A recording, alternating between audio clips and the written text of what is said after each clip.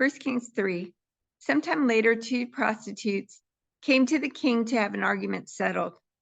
Please, my lord, one of them began, this woman and I live in the same house. I gave birth to a baby while she was with me in the house.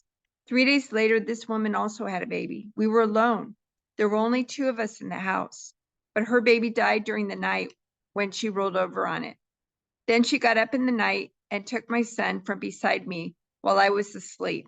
She laid her dead child in my arms and took mine to sleep beside her. And in the morning, when I tried to nurse my son, he was dead.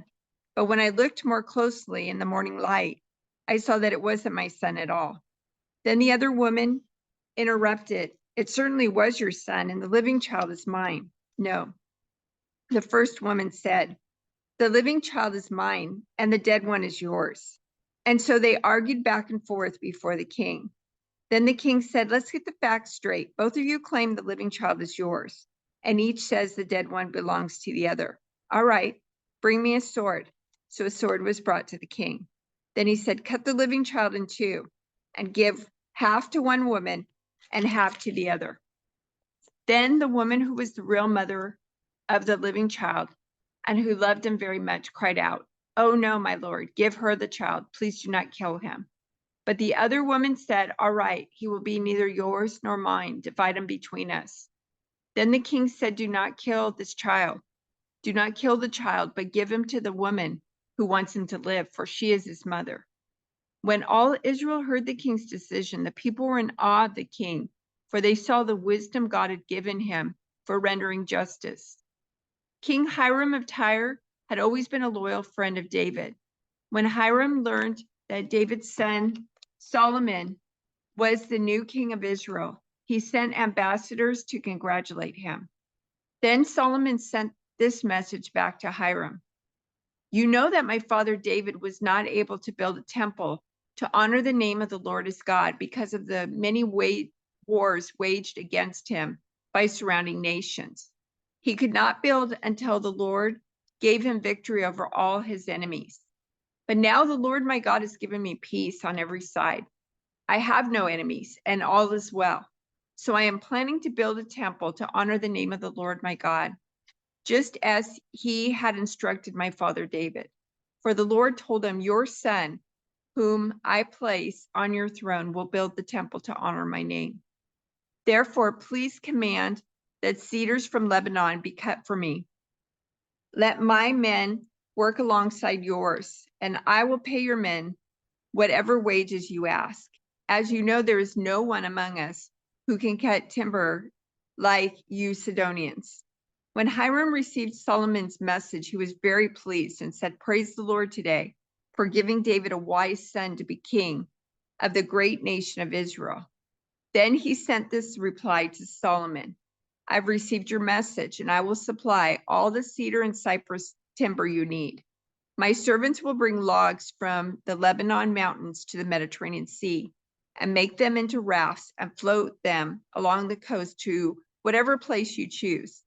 Then we will break the rafts apart so you can carry the logs away. You can pay me by supplying me with food for my household. So Hiram supplied as much cedar and cypress timber as Solomon desired. In return, Solomon sent him an annual payment of 100,000 bushels of wheat for his household and 110,000 gallons of pure olive oil. So the Lord gave wisdom to Solomon just as he had promised. And Hiram and Solomon made a formal alliance of peace. Then King Solomon conscripted a labor force of 30,000 men from all Israel. He sent them to Lebanon in shifts, 10,000 every month, so that each man would be 1 month in Lebanon and 2 months at home. Adoniram was in charge of this labor force. Solomon also had 70,000 common laborers, 80,000 quarry workers in the hill country, and 3,600 foremen to supervise the work.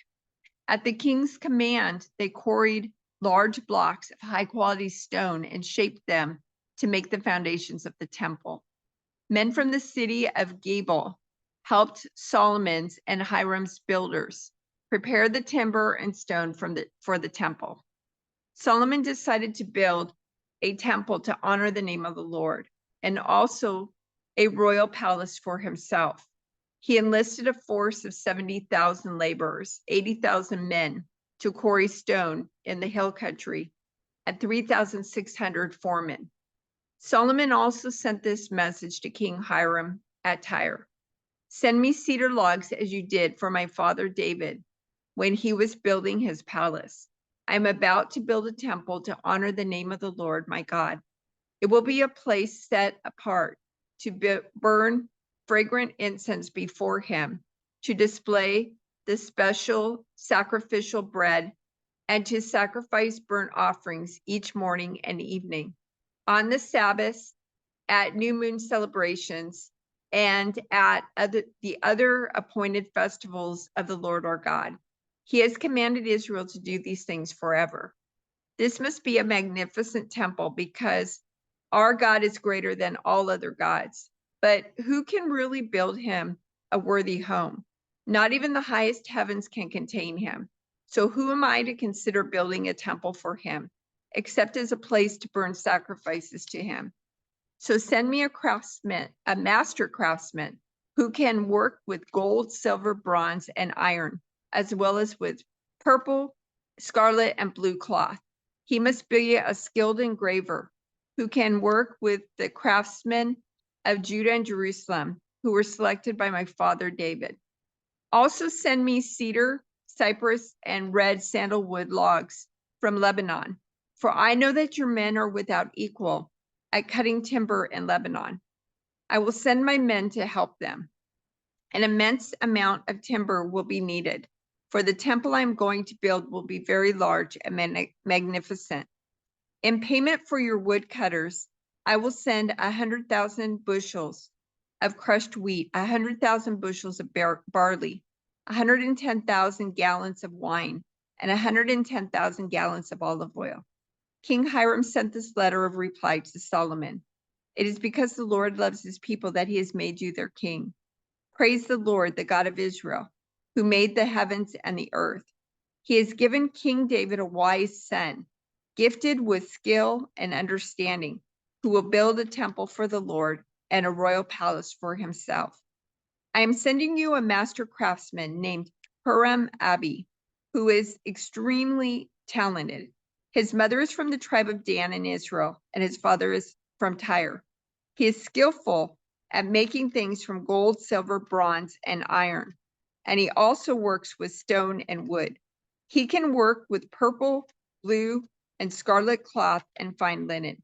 He is also an engraver and can follow any design given to him.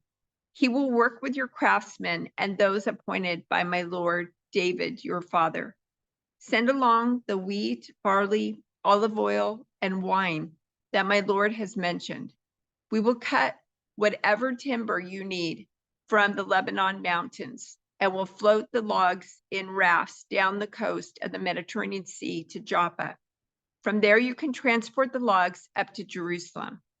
Solomon took a census of all the foreigners in the land of Israel, like the census his father had taken, and he counted 153,600. He assigned 70,000 of them as common laborers, 80,000 as quarry workers in the hill country, and 3,600 as foremen. It was in mid-spring in the month of Ziv, during the 4th year of Solomon's reign, that he began to construct the temple of the Lord. This was 480 years after the people of Israel were rescued from their slavery in the land of Egypt. The temple that King Solomon built for the Lord was 90 feet long, 30 feet wide, and 45 feet high. The entry room at the front of the temple was 30 feet wide, running across the entire width of the temple. It projected outward 15 feet from the front of the temple.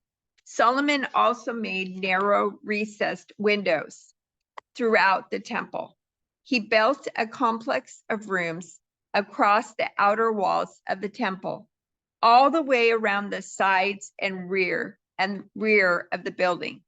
The complex was 3 stories high the bottom floor being 7.5 feet wide, the second floor 9 feet wide, and the top 10.5 feet wide, and the top floor 10.5 feet wide. The rooms were connected to the walls of the temple by beams resting on ledges built out from the wall. So the beams were not inserted into the walls themselves. The stones used in the construction of the temple were finished at the quarry, so there was no sound of hammer, axe, or any other iron tool at the building site. The entrance to the bottom floor was on the south side of the temple. There were winding stairs going up to the second floor and another flight of stairs between the second and third floors. After completing the temple structure, Solomon put a ceiling made of cedar beams and planks. As already stated, he built a complex of rooms along the sides of the building, attached to the temple walls by cedar timbers. Each story of the complex was 7.5 feet high. Then the Lord gave this message to Solomon: concerning this temple you are building, if you keep all my decrees and regulations and obey all my commands, I will fulfill through you the promise I made to your father David. I will live among the Israelites and will never abandon my people Israel. So Solomon began to build the temple of the Lord in Jerusalem on Mount Moriah, where the Lord had appeared to David, his father. The temple was built on the threshing floor of Araunah, the Jebusite, the site that David had selected. The construction began in mid-spring during the 4th year of Solomon's reign. These are the dimensions Solomon used for the foundation of the temple of God, using the old standard of measurement. It was 90 feet long and 30 feet wide. The entry room at the front of the temple was 30 feet wide, running across the entire width of the temple and 30 feet high. He overlaid the inside with pure gold. He paneled the main room of the temple with cypress wood, overlaid it with fine gold, and decorated it with carvings of palm trees and chains. He decorated the walls of the temple with beautiful jewels and with gold from the land of Parvim. He overlaid the beams, thresholds, walls, and doors throughout the temple with gold, and he carved figures of cherubim on the walls. He made the most holy place 30 feet wide, corresponding to the width of the temple, and 30 feet deep. He overlaid its interior with 23 tons of fine gold. The gold nails that were used weighed 20 ounces each. He also overlaid the walls of the upper rooms with gold. He made 2 figures shaped like cherubim, overlaid them with gold, and placed them in the most holy place. The total wingspan of the 2 cherubim standing side by side was 30 feet. One wing of the first figure was 7.5 feet long, and it touched the temple wall. The other wing, also 7.5 feet long, touched one of the wings of the second figure. In the same way, the second figure had one wing 7.5 feet long that touched the opposite wall. The other wing, also 7.5 feet long, touched the wing of the first figure. So the wingspan of the 2 cherubim side by side was 30 feet. They stood on their feet and faced out toward the main room of the temple. Across the entrance of the most holy place, he hung a curtain made of fine linen, decorated with blue, purple, and scarlet thread, and embroidered with figures of cherubim. So Solomon finished building the temple. The entire inside, from floor to ceiling, was paneled with wood. He paneled the walls and ceilings with cedar, and he used planks of cypress for the floors. He partitioned off in an inner sanctuary, the most holy place, at the far end of the temple. It was 30 feet deep and was paneled with cedar from floor to ceiling. The main room of the temple outside the most holy place was 60 feet long. Cedar paneling completely covered the stone walls throughout the temple, and the paneling was decorated with carvings of gourds and open flowers. He prepared the inner sanctuary at the far end of the temple, where the Ark of the Lord's covenant would be placed. This inner sanctuary was 30 feet long, 30 feet wide, and 30 feet high. He overlaid the inside with solid gold. He also overlaid the altar made of cedar. Then Solomon overlaid the rest of the temple's interior with solid gold, and he made gold chains to protect the entrance to the most holy place. So he finished overlaying the entire temple with gold, including the altar that belonged to the most holy place.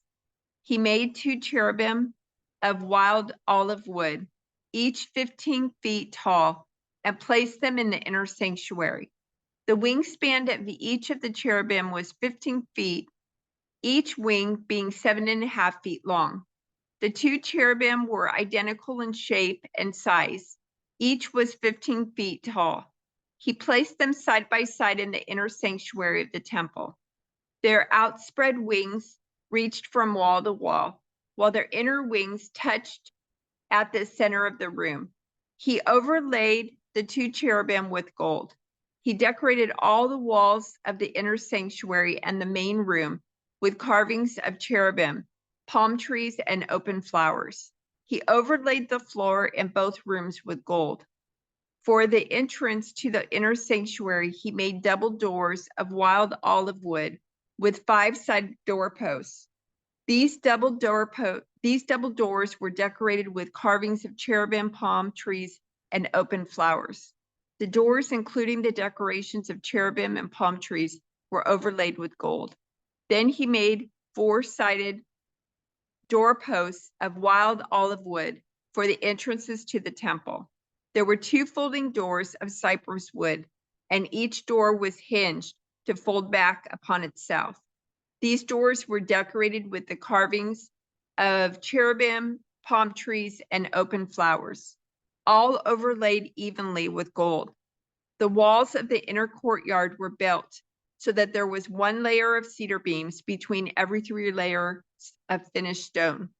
The foundation of the Lord's temple was laid in mid-spring, in the month of Ziv, during the 4th year of Solomon's reign.